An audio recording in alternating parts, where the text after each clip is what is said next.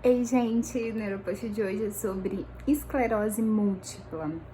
Então, para explicar um pouco sobre essa doença, ela atinge os nossos neurônios, especialmente numa porção que é a porção da bainha de mielina.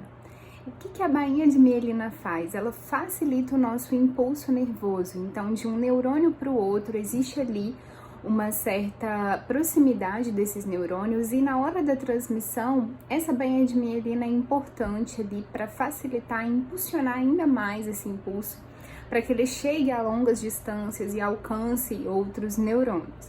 Então essa é a função da bainha de mielina. Por que eu falei tanto dela? Porque ela é atacada durante a esclerose múltipla. A origem exata da doença ainda não foi comprovada. Alguns estudos comentam que pode ter acontecido após algumas infecções, como infecções virais. Essas infecções, então, acabaram gerando uma inflamação no sistema nervoso central. Essa inflamação não foi controlada adequadamente e a produção de anticorpos aí contra esse vírus, por exemplo, pode ter tido alguma falha e esses anticorpos passaram a reconhecer a bainha de mielina dessas pessoas.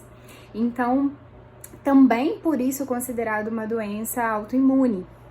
Essa doença, então, acaba gerando esse processo degenerativo, né, de afetar a bainha de mielina, e isso gera algumas consequências para esses indivíduos, né, alguns sintomas.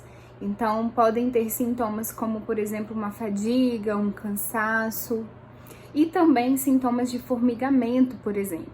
Também é comum que esses pacientes apresentem alguns transtornos associados à doença, como, por exemplo, depressão, como, por exemplo, uma ansiedade também. Então, tudo por conta dessa alteração nesse sistema nervoso central. Então, falando um pouco de tratamento, o tratamento é feito com interferon do tipo beta. Interferon, ele é um tipo de citocina que age ali tentando controlar esses anticorpos que estão atacando, né, essas células que estão atacando, na verdade, essa bainha de mielina. Então, tenta controlar essa inflamação.